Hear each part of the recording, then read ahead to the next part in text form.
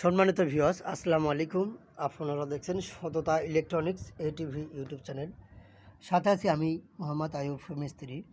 তো বন্ধুরা, আজকে যে কন্ট্রোলারের কিছু গুঁড়া পার্টস দেখতে পাচ্ছেন, Y1 Y2 G1, তারপরে LM358 SMD IC LM324 78L05 SMD এবং নন SMD 13003 ট্রানজিস্টর এবং 649। তো এই পার্টসগুলো আমরা পাঠাবো জামালপুর জেলায়।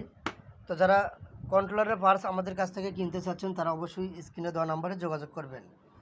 কন্ট্রোলারের সিস্টেম আইসি বাদে এনি পার্টস আপনারা চাইলে আমাদের কাছ থেকে নিতে পারবেন।